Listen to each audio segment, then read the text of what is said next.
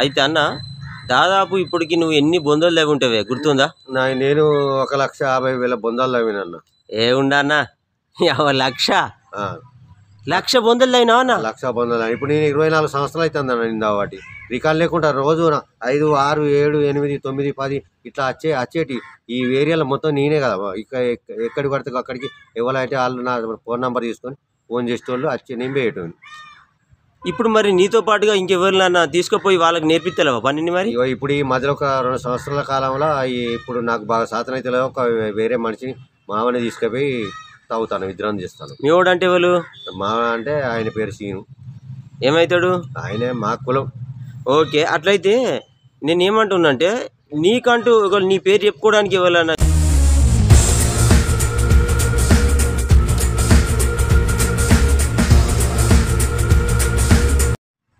అందరికి నమస్తే. నమస్తే. సో మీరు చూస్తున్నది ఇప్పుడు మిరియాల సారయ్య అనే ఒక వ్యక్తి గురించి. అతను చేసే వృత్తి అంటే చనిపోయిన వాళ్ళకు ఆ బొందలు తాగుతాడు అన్నట్టు. ఇట్లా ఎప్పటి నుంచి మొదలుపెట్టిండు, ఇతను ఎన్ని సంవత్సరాలే చేయబట్టి అనే పూర్తి వివరాలు కూడా మనం అడిగి తెలుసుకుందాం. మీరు చూస్తున్నది కాశీపేట స్వామి యూట్యూబ్ ఛానల్. ఇప్పుడు మందమరిలో గల మిరియాల సారయ్య, అంతే అన్న? మిరియాల సారయ్య అనే వ్యక్తి గురించి మనం ఇప్పుడు తెలుసుకుందాం. ఎందుకంటే అతనికి ఒక ప్రత్యేకత ఉన్నది. ఈ మందమరిలో ఎవ్వరు చనిపోయినా కూడా బొందలు తవ్వుతాడు అన్నట్టు అడవిలా. సో ఈయన చేసే పని, ఈయన అనుభవము, పూర్తి వివరాలు మనం తెలుసుకుందాం. చూడండి, చూస్తూనే ఉండండి కాశీపేట స్వామి యూట్యూబ్ ఛానల్ మందమరి. అలాగే మందమరి ప్రజలు కావచ్చు, చెన్నూరు నియోజకవర్గ ప్రజలు కావచ్చు, ఎవరైనా మంచిదే. ఎవరికైనా సమస్యలున్నా ప్రజల దృష్టికి పోవాలన్నా, అధికారుల దృష్టికి పోవాలన్నా సంప్రదించండి. కాశీపేట స్వామి యూట్యూబ్ ఛానల్ ఎక్కడుంది? ఇది మందమరిలో ఉంటా. సో వెంటనే వెళ్ళి అతన్ని పూర్తి వివరాలు అడిగి మనం తెలుసుకుందాం. ఓకేనా?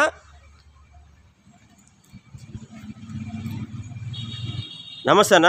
నమస్తే అన్న. ఇప్పుడు మీరు మందమరిలో ఎవరు చనిపోయినా కూడా బొందలు తవ్వుతారు కదా? సో ఈ బొందలు తవ్వుడు అనేది ఎప్పుడు మీరు ప్రారంభించారు? అసలు ఫస్ట్ మీ పేరు, ఎక్కడుంటావు, ఏంది అనేది అందరికీ నమస్తే పెట్టి చెప్పు. నమస్తే. నేను ఫస్ట్ నుంచి 2000 సంవత్సరం నుంచి మాది 17వ వాడ సినిమాల ముందు. కొంచెం గట్టిగా అయిపోవా? 17వ వాడ సినిమాల ముందు మిరియాల సారయ్య అని 2000 సంవత్సరం కానించి నేను తవ్వడం మొదలుపెట్టినాను. అంటే మీది 17వ వాడ? 17వ వాడ. 17వ వాడికి సినిమా హాల్ ముందట? సినిమాల ముంగట మాది 17వ వాడ అన్న. ఓకే. మిరియాల సారయ్య. మిరియాల సారయ్య. ఎవరైనా చెప్తారా అడిగితే? ఎవరైనా చెప్తారు. మందమరిలో ఎవరైనా చెప్తారు. సరే, ఇప్పుడు నువ్వు ఈ బొందలు స్టార్ట్ చేసి ఎన్ని సంవత్సరాలు అయింది? 24 సంవత్సరాలు అయిందన్న. అప్పుడు నీ వయసు ఎంత? అప్పుడు నా వయసు 54 ఏమి ఉంది సార్.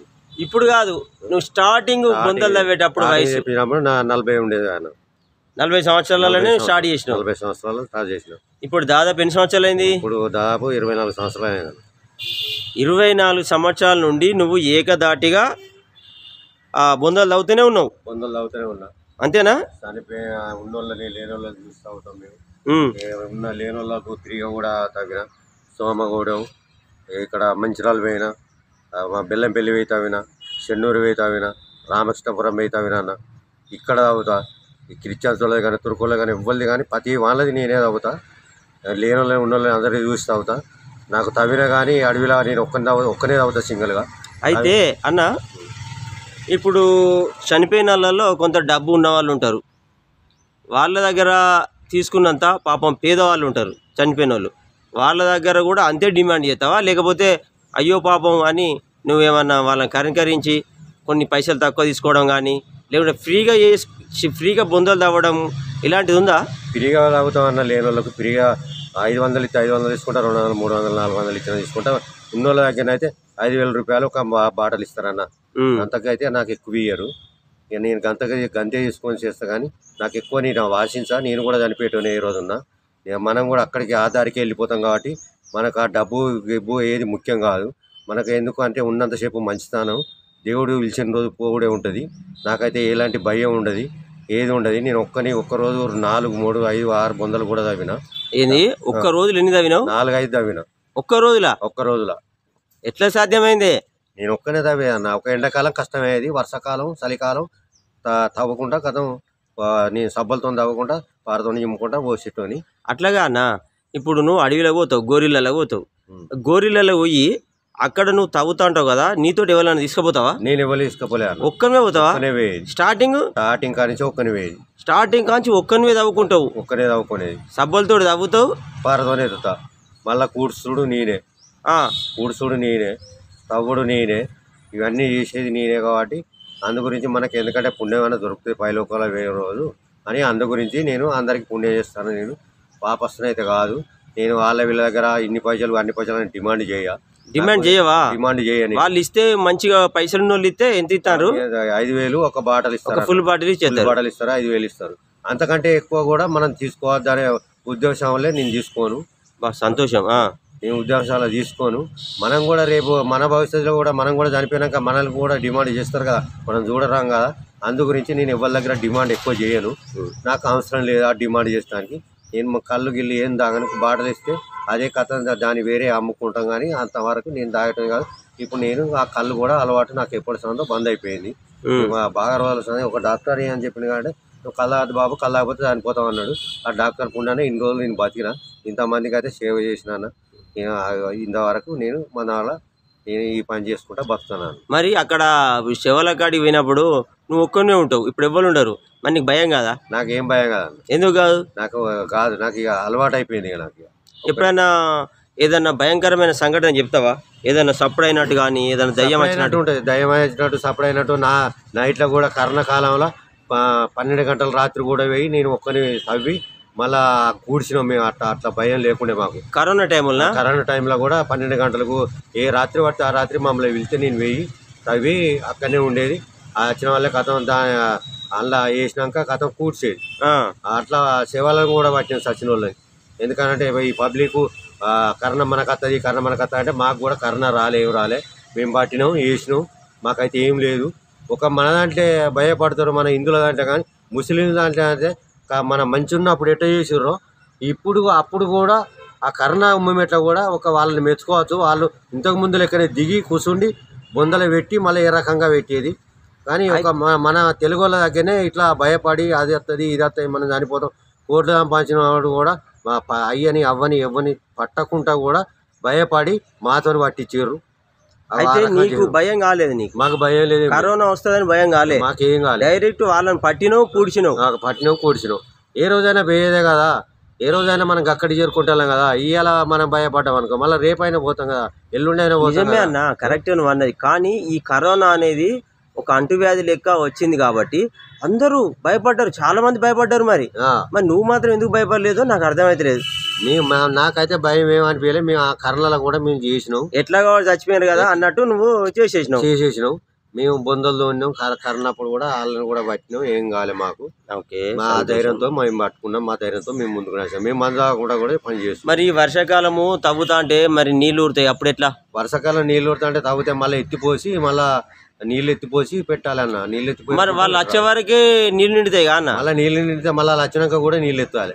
ఎవరు మన శవాన్ని తీసుకొచ్చినాక కూడా ఎవరు ఎత్తుతారు ఆ నీళ్ళను? నీళ్ళు మేమే ఎత్తాలి, వాళ్ళు దిగరు. నువ్వే ఎత్తుతావా? మేమే ఎత్తుతాం. ఓకే.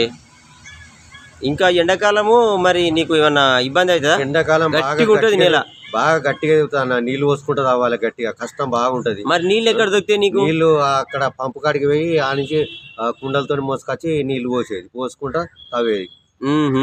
అంత కష్టం ఉంటది. ఎండాకాలం అయితే బాగా కష్టం ఉంటది. ఏదో మనకే కష్టం తగ్గట్టుగా వాళ్ళు ఇస్తారని అట్లా మోసుకొచ్చి తవ్వేటోని. ఓకే. అయితే అన్న దాదాపు ఇప్పటికి నువ్వు ఎన్ని బొందలు తవ్వుంటావే గుర్తుందా? నేను 1,50,000 బొందాలు తవ్వినన్న. ఏ ఉండన్నా 1,00,000? 1,00,000 బొందలు అయినా అన్న? 1,00,000 బొందలు. ఇప్పుడు నేను 24 సంవత్సరాలు అవుతుంది అన్న నిందా వాటి రికార్డు లేకుండా రోజు 5, 6, 7, 8, 9, 10 ఇట్లా వచ్చేటి ఈ ఏరియాలో మొత్తం నేనే కదా. ఎక్కడికి పడితే అక్కడికి ఎవరైతే వాళ్ళు నా ఫోన్ నెంబర్ తీసుకొని ఫోన్ చేసేటోళ్ళు వచ్చి నేను పోయేటోని. ఇప్పుడు మరి నీతో పాటుగా ఇంకెవరినన్నా తీసుకుపోయి వాళ్ళకి నేర్పిస్తలేవా పనిని మరి? ఇప్పుడు ఈ మధ్యలో ఒక 2 సంవత్సరాల కాలంలో ఇప్పుడు నాకు బాగా సాధన అయితే ఒక వేరే మనిషిని మామని తీసుకుపోయి తాగుతాను, విద్రాం చేస్తాను. మీ వాడు అంటే ఎవరు? మామ అంటే ఆయన పేరు సీను. ఏమవుతాడు? ఆయనే మా కులం. ఓకే, అట్లయితే నేను ఏమంటున్నా అంటే నీకంటూ నీ పేరు చెప్పుకోవడానికి ఎవరైనా శిష్యుని లేక తయారు చేయాలి కదా అంటా అన్న నేను. మొన్న రేపు భవిష్యత్తులో ఏమైతే అంటే నాకు ఈయన పని నేర్పించిండు అని తలుసుకుంటాడు. అయితే ఆయనకి ఇప్పుడు తీసుకుపోయి చూపెడతాను. అంతకుముందు ఆయన పిట్టబుర్రు అంటే భయపడేది. ఇక ఒక్కడు అమ్మంటే ఒక్కడు కూడా ఇప్పటికి కూడా ఒక్కడు ఓడు. ఆయన ఎటన్నా ఊరికి వచ్చి నాకు ఫోన్లు చేస్తే ఒక్కడు పోయి తవ్వుకోరా బాబు అని అంటే అబ్బో నాకు అవి ఇవి భయం అవుతా అంటే మళ్ళా ఆయన దండకి ఇంకెవరన్నా పిలుచుకొని పోతాడు. ఆయనకు అట్లా ఇట్లా అనుకుంటే ఇప్పుడు 2 సంవత్సరాల తను తీసుకుపోతాను కాబట్టి ఆయన కొంచెం అలవాటు అయింది. ఆయనని కొంచెం తోడుగా తీసుకుపోతాను ఇప్పుడు. ఎందుకంటే నాకు ఇక బాగా సాధన తెలియదు ముడిపలేక, అందు గురించి కొంచెం తోడుగా పట్టుకపోతాను. ఇన్ని సంవత్సరాలు నేను ఒక్కనే చేసిన. ఇటు నాదికి చూసే చెప్పాలి నువ్వు, నీదికి చూస్తాను. అయితే ఒక శిష్యుని అయితే ఇప్పుడు నువ్వు తయారు చేస్తాను. ఇక రేపు మా అందరి కోసము ఒకరు ఉండాలి కదా మరి, బొందలు తవ్వేటోళ్ళు ఒకరు ఉండాలి. అందుకని ఇప్పుడు ఒక తయారు చేస్తాను. నువ్వు తయారు చేస్తాను. సరే అన్న, ఇప్పుడు నైట్ పూట ఎప్పుడన్నా బొందలు తగినావా? నైట్లో 12 గంటలకు కానీ 1 కానీ 2 కానీ 4 గంటలకు కూడా వెయితా వినా. అరే మరి అక్కడ దయ్యాలు తిరుగుతాయి కాదే? దయ్యాలు తిరిగినా నేను ఏం భయపడను. కనబడ్డది ఎప్పుడన్నా? నాకు ఎప్పుడు ఏం కనబడలే. నాకు ఏమన్నా కనబడ్డా కానీ నేను సపరేట్గా కథ వెళ్ళిపోయేటోనే కానీ నాకు ఎదురాలే. కుక్కలు మరిగినా ఏది మరిగినా నాకు అసలు భయం అన్నది లేదు, ఏది లేదు నాకు.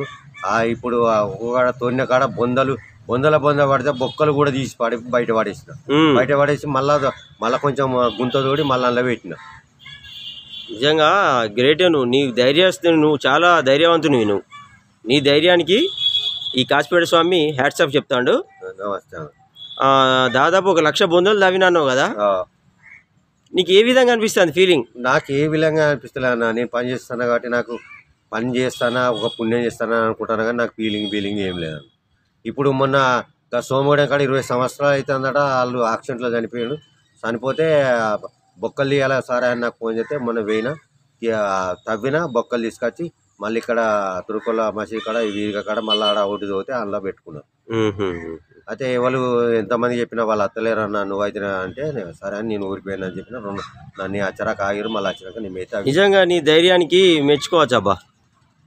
నిజంగా సార్ అన్న, నువ్వు చాలా ధైర్యవంతునివి. ఎందుకంటే నువ్వైతేనే ఈ పని చేస్తావు, నువ్వైతేనే ఈ బొక్కలు తీస్తావు చచ్చిపోయిన వాళ్ళే అని వాళ్ళు నిన్ను గుర్తించి వాళ్ళకి ఫోన్లు చేస్తారంటే నువ్వు ఎంత ధైర్యవంతునో నాకు అర్థమైంది.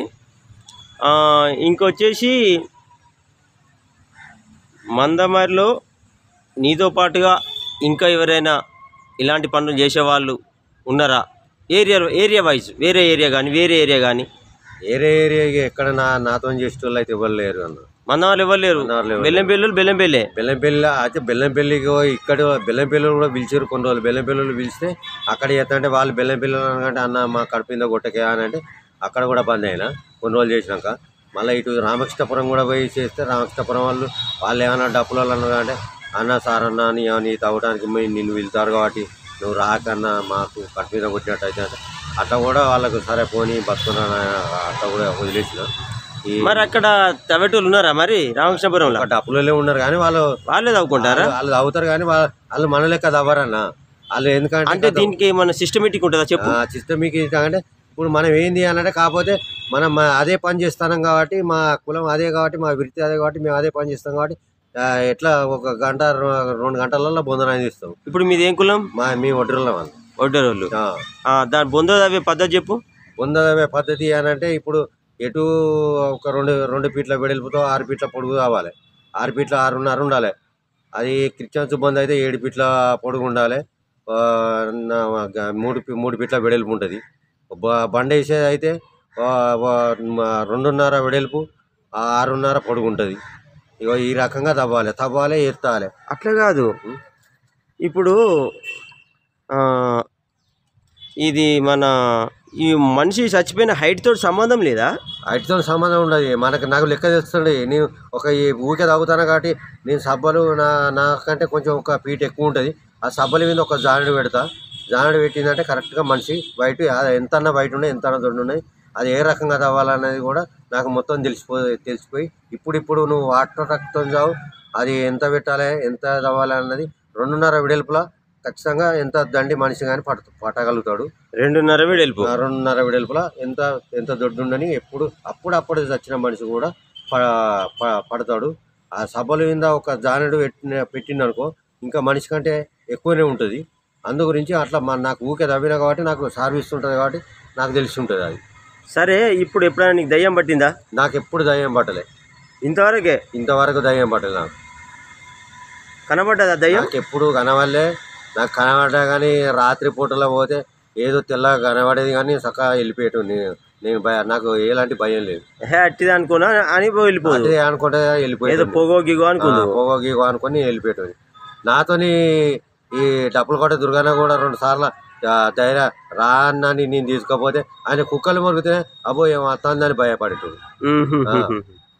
ఇక నువ్వు నన్ను భయపడేది. మన ఈ మందమాలో డప్పులు కొట్టే దుర్గాన కూడా వచ్చి కథ ఒకసారి పోదరా అంటే అత్తే రాత్రి పూట అబ్బో నాకు భయం అవుతుంది సార్, నాకు కుక్కలు మొరుతానే. నువ్వు కుక్కలు మొరిగేటని నువ్వు భయపడ్డా నీ నాయమట రాకన్నా అని కూడా నేను అట్లా. అంటే పని చేయడానికి వచ్చేటోడా? పని చేయకుండా కాదు, నాతోని అట్లా సచ్చి కూర్చుంటానంటే రమ్మన్నాను. అది రాత్రి పూట అందరికి భయం అవుతుంది అన్న శివాలల్లా. ఏందనుకుంటాను నువ్వంటే ధైర్యవంతుని కానీ అసలు కాని పని అది. అందరితోని కాదన్న, అది ఎవరితోని అయ్యే పని వాళ్ళతోనే అవుతుంది. అవునవును, అందరితోని కావాలంటే అందరితోని కాదు. అందరు కూడా అట్లా చేయరు, ఆ రకంగా చేయరు. ఇప్పుడు లేని వాళ్ళు చనిపోయారు అనుకో, లేని వాళ్ళు చనిపోయినా కానీ వాళ్ళు 500 ఇచ్చినా 1000 రూపాయలు ఇచ్చినా ఇట్టే తీసుకుంటా, లేకపోతే లేరు అని అంటే కథ సపరేక లేదు అని అంటే ఇక మనకే తెలిసిపోతుంది. ఇప్పుడు ఎవరు ఎట్లున్నారు. ఇప్పుడు గల్లికి మొత్తం తిరుగుతాం కాబట్టి ఎవరు ఏ రకంగా ఉన్నారు, ఎవరు ఎట్లున్నారు, ఎవరి దగ్గర ఉన్నాయి డబ్బులు, ఎవరి దగ్గర లేవు అని కూడా ఎవరి పరిస్థితి ఏంది అని కూడా అందరికీ తెలుసు కాబట్టి నేను అట్లా తీసుకోను. అయితే సారన్న, నేను ఒక్క సలహా ఇవ్వాలి నానే. నిజానికి నువ్వు చేసే పనిలా పేదవాళ్ళు ఉంటే వాళ్ళని ఎక్కువ ఇబ్బంది పెట్టకుండా ఎంత ఇచ్చినా కూడా నువ్వు చెప్తావు. కొంచెం ఇటు జరగవా, నువ్వు అటు పోకు, ఇటు జరుగు, ఇంకా అక్కడనే ఉండు. నువ్వు చెప్తావు, అయ్యో అందరి దగ్గర నేను గింత తీసుకుంటానా, మీరు ఎంత ఇస్తారని అడుగుతారు. అడిగినప్పుడు వాళ్ళు గింత అని చెప్తారు. లేదు నాకు గింతే కావాలి అని మాత్రం ఎప్పుడు కూడా నువ్వు చెయ్యొద్దు, చెయ్యకు. వాళ్ళు ఎంత ఇచ్చినా కూడా ఇదే పుణ్యకార్యం అనుకోనో, లేకుంటే నీకు దేవుడు సాయం చేస్తాడు అనుకోనో నువ్వు ఈ పని చెయ్యి. ఇది ఒక్క సలహా మాత్రం నేను నీకు ఇవ్వగలను. నేను చేసిన పుణ్యం నా పిల్లల కన్నా ఉంటుందని నేను చేస్తాను అన్న. అదే మంచిది. ఎందుకు అంటే దేవుడు మనల్ని కనుకరించకుండా నా కడుపులో పుట్టే పిల్లల కన్నా, నా మనవల కన్నా ఎవరికైనా ఉండగలుగుతుంది అని ఆలోచనతో అన్ని దిక్కుల అన్ని ఊర్లలో తిరిగి ఇక్కడికి వచ్చి బతుకుతాను కాబట్టి నాకు అన్ని గురించి తెలుసు. నాకు కష్టం గురించి, సుఖం గురించి, అన్నిటి గురించి తెలుసు కాబట్టి అందరినీ ఆలగించి నేను పనిచేస్తాను. అయితే నువ్వు ఇప్పుడు స్టార్టింగ్లో ఒక 20 సంవత్సరాలు అయిందన్నావు కదా, 24 సంవత్సరాల ముందట నువ్వు మంచి కళ్ళు తాగిపోయి బొంద పెట్టావు మరి. అప్పుడు నేను బొందలు తవ్వపోయేదన్న. అప్పుడు మట్టి పని చేసుకొని అటు ఇటు పునాదులు అవి ఇవి చేసుకుంటూని అప్పుడు కళ్ళు తాగి బాగా కళ్ళు తాగి చెవులు గుయ్యి గయ్యి అని అంటే ఎందుకంటానే అని నా దగ్గర డబ్బులు లేని పరిస్థితిలో ఒక 200 రూపాయలు ఉన్నాయి నా చేతిలో. డబ్బు లేని పరిస్థితిలో ఒక ముసలమ్మ అంటే మంచిగా దవాఖానకు బిడ్డ ఆడ బస్ స్టాండ్ వెనుక ఒక హాస్పిటల్ ఉంటుంది, హాస్పిటల్లో డాక్టర్ చూస్తాడు అని అంటే ఆ డాక్టర్ దగ్గరికి 200 పట్టుకొని పోయినా. 200 పట్టుకొని పోతే ఆ డాక్టర్ ఏం చేసినాడంటే నువ్వేం పని చేస్తావు బాబా అంటే నేను బాయిలు అవుతా సారు, అది అవుతా, మట్టి పని చేసుకుని పోతా, కూలి చేసుకుని పోతా, నీ దగ్గర డబ్బులు అంటే లేవు అని అన్న. 200 రూపాయలకైతే నా దగ్గర ఎక్కువ లేవు సార్ అని అంటే మరి నువ్వు కళ్ళు తాగద్దు, బీడీలు తాగద్దు, ఏది తాగకుండా నువ్వు ఉంటే నువ్వు బతకాలనుకుంటే ఇది బంద్ చేయి, లేకపోతే చచ్చిపోతాను అని అంటే నీవు ఆలోచన ఉంటే నీకు డబ్బులు ఉంటే ఆ పని చేయమంటే లేవు సారా అన్న కథ. ఆయన ఒక 150 రూపాయలు తీసుకొని 50 రూపాయలు నాకు బస్ కిరాయి ఇచ్చిండు.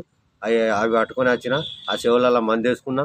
అప్పటి కానించి దాన్ని వదిలేసుకున్నా, కళ్ళుని కానీ బీడీలు కానీ మొత్తం వదిలేసుకున్నా. కానించి నాకు ఆ చెవులు గుయ్యవాడు తప్పిపోయినాయి. ఇప్పటికి కూడా ఆ డాక్టర్ ఉన్నాడు. ఆ డాక్టర్ పుణ్యాన్ని ఇన్ని రోజులు నేను బతుకు. ఆయన పేరు తెలుసా? ఆయన పేరు తెలియదు.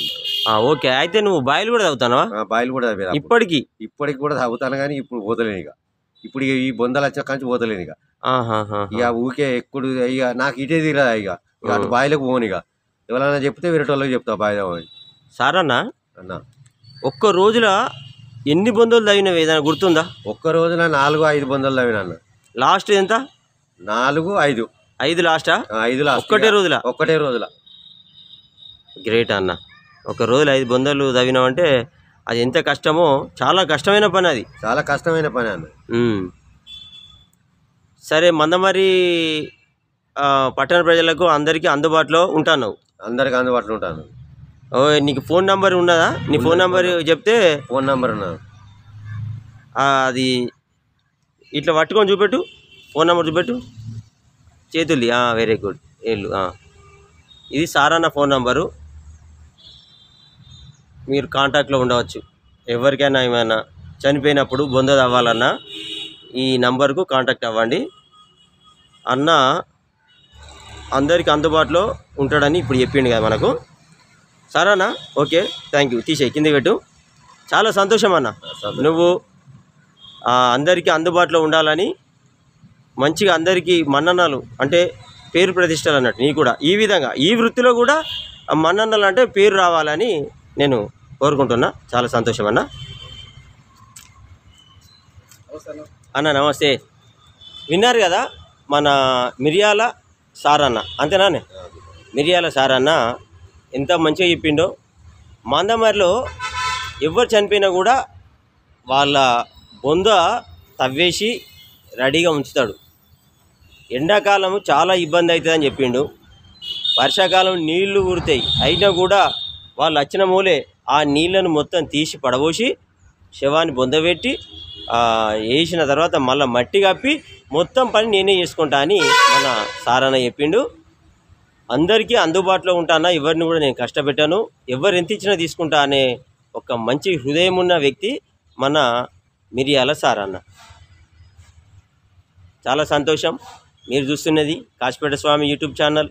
అదేవిధంగా షార్ట్ ఫిలిమ్స్ కోసం ప్రత్యేకంగా మందమరి సినిమా యూట్యూబ్ ఛానల్ చూడండి, చూస్తూనే ఉండండి. కాశీపేట స్వామి యూట్యూబ్ ఛానల్ మందమరి.